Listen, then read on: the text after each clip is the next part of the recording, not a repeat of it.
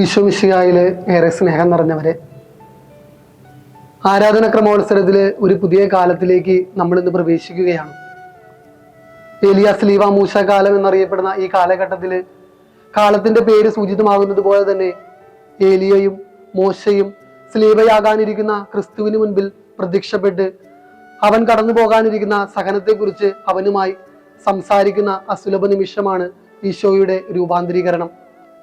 വിശുദ്ധ മർക്കോസിന്റെ സുവിശേഷം 9-ാം അധ്യായം 2 മുതൽ 13 വരെയുള്ള തിരുവചന ഭാഗത്ത് ഈശോയുടെ രൂപാന്തരീകരണത്തെ കുറിച്ചാണ് പറഞ്ഞു വെക്കുന്നത്. ഈ വചനഭാഗമാണ് നമ്മൾ ഇന്ന് ധ്യാന വിഷയമാക്കുന്നത്.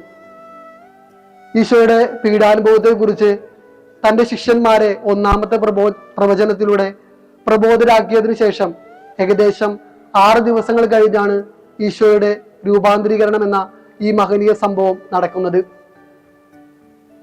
ഈശോ തന്റെ സഹനത്തെ കുറിച്ച്, താൻ കൊണ്ടുവന്നിരിക്കുന്ന രക്ഷയുടെ പാതയിൽ താൻ നേരിടാൻ പോകുന്ന സഹനത്തെ കുറിച്ച് ശിഷ്യന്മാരെ ഉദ്ബോധിപ്പിക്കുമ്പോൾ അവരുടെ ഉള്ളില് വലിയൊരു ഭീതി ഉണ്ടാകുന്നുണ്ട്.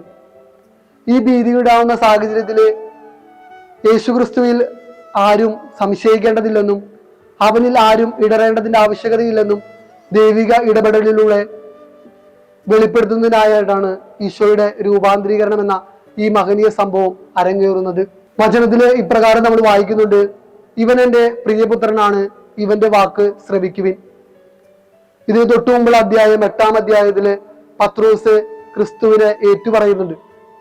പത്രോസ് ഏറ്റുപറഞ്ഞ വിശ്വാസ സത്യത്തെ പിതാവായ ദൈവം അല്പം കൂടി ഒന്ന് ഉറപ്പിക്കുകയാണ് ഈ വചനത്തിലൂടെ.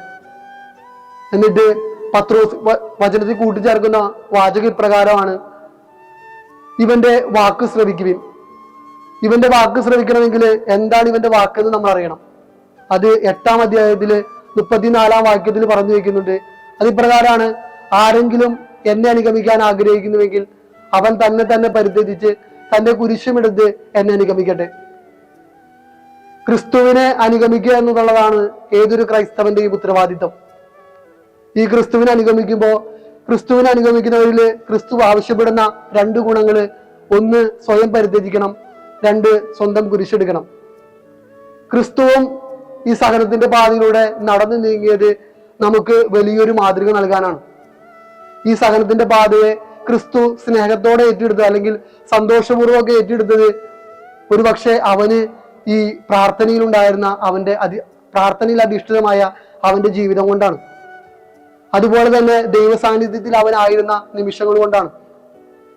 നമ്മുടെ ജീവിതങ്ങളിലും നമ്മുടെ പ്രാർത്ഥനകളും നമ്മുടെ ദൈവസന്നിധിയിലായിരിക്കുന്ന അവസരങ്ങളൊക്കെ നമ്മുടെ സഹനങ്ങളെ മാറ്റാനുള്ള അവസരങ്ങളാക്കി നമ്മൾ മാറ്റരുത്. മറിച്ച് ഈ സഹനങ്ങളോടുള്ള നമ്മുടെ മനോഭാവത്തെ അല്പം കൂടി നല്ല രീതിയിൽ, ക്രൈസ്തവന് ചേർന്ന രീതിയിൽ രൂപപ്പെടുത്തുന്നതിനായിരിക്കണം നമ്മുടെ പ്രാർത്ഥനകൾ നമ്മെ സഹായിക്കേണ്ടത്.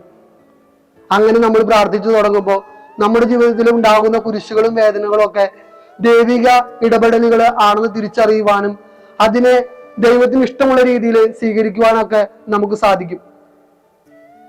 അങ്ങനെ സ്വീകരിക്കുവാനായിട്ട് നമ്മൾ തുടങ്ങിക്കഴിഞ്ഞാൽ നമ്മുടെ ജീവിതങ്ങളെ ദൈവത്തിന് ഇഷ്ടമുള്ള ജീവിതങ്ങളായിട്ട് മാറും. അപ്രകാരം നമ്മൾ ജീവിച്ചു തുടങ്ങിക്കഴിഞ്ഞാൽ സഹനങ്ങള് നമുക്ക് നമ്മളെ വേദനിപ്പിക്കുന്നതിനേക്കാൾ കൂടുതൽ സഹനങ്ങൾ, ഈ അൽഫോൻസാമേനൊക്കെ പോലെ കൂടുതൽ സഹനങ്ങൾ ഏറ്റെടുക്കുവാനായിട്ട് നമ്മൾ ഒരുപാട് ആഗ്രഹിച്ചു പ്രാർത്ഥിക്കും. ഇതുപോലെ ദൈവസന്നിധിയിൽ ഉറച്ചു വിശ്വസിച്ച് ദൈവ സാന്നിധ്യത്തിലായിരുന്നുകൊണ്ട് ദൈവത്തിനോട് പ്രാർത്ഥിച്ച് സഹനങ്ങളെ അല്പം കൂടി സ്നേഹത്തോടെ ഏറ്റെടുക്കുവാനായിട്ട് നമുക്ക് പരിശ്രമിക്കാം. രണ്ടാമതൊരു ചിന്ത പത്രോസിന്റെ പ്രതികരണമാണ്. പത്രോസ് പറയുന്നത് ഇപ്രകാരമാണ്: ഇവിടെ ആയിരിക്കുന്നത് നല്ലതാണ്. ഒരുപക്ഷെ നമ്മുടെയൊക്കെ ഉള്ളില് ഉണ്ടായി വരാൻ പോകുന്ന ഒരു വലിയ ചിന്തയാണ് ഇത്. ഇവിടെ ആയിരിക്കുന്നത് നല്ലതാണ്, ദൈവസന്നിധിയിലായിരിക്കുന്നത് നല്ലത് തന്നെയാണ്. പക്ഷെ ഇതൊരു തെറ്റായ രീതിയിലേക്ക് വ്യാഖ്യാനിക്കപ്പെടുവാനുള്ള സാധ്യത ഏറെയാണ്. പരിശുദ്ധ പിതാവ് ഫ്രാൻസിസ് മാർപ്പാപ്പ ഒരിടയ്ക്ക് ഏഞ്ചലൂസ് എന്ന് പറയുന്ന ഫ്രാൻസിസ് മാർപ്പാപ്പയുടെ അഭിസംബോധനയിൽ ഒരിക്കലും പറയുകയുണ്ടായി, ഇത് ഒരു സ്പിരിച്വൽ ലേസിനെസിന്റെ ഭാഗമാണെന്ന്. ഈ വചനഭാഗത്തെ മാർപ്പാപ്പ വ്യാഖ്യാനിച്ചത് അപ്രകാരമാണ്, സ്പിരിച്വൽ ലേസിനെസ് ആയിട്ട്.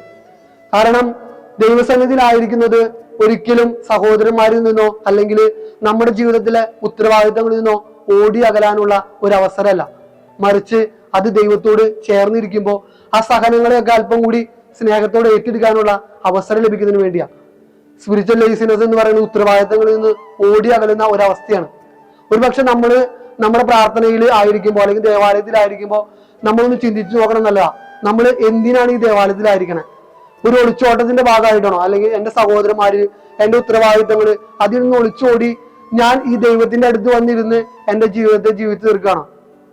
എല്ലാ നേരവും എല്ലാ ദിവസവും വിശുദ്ധ കുർബാന പങ്കുകൊള്ളുന്നവൻ, അതുപോലെ തന്നെ എല്ലാ ദിവസവും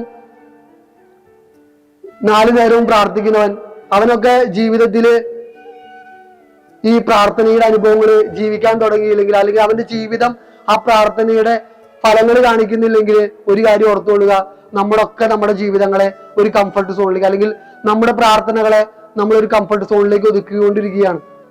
യേശു പറയുകയാണ്, താഴ്വാരങ്ങളിലേക്ക് ഇറങ്ങിച്ചെല്ല്, ജീവിത യാഥാർത്ഥ്യങ്ങളിലേക്ക് ഇറങ്ങിച്ചെല്ല്. അങ്ങനെ ഇറങ്ങിച്ചെല്ലുമ്പോൾ നമ്മുടെ ജീവിതങ്ങൾ കൂടുതൽ മനോഹരവും.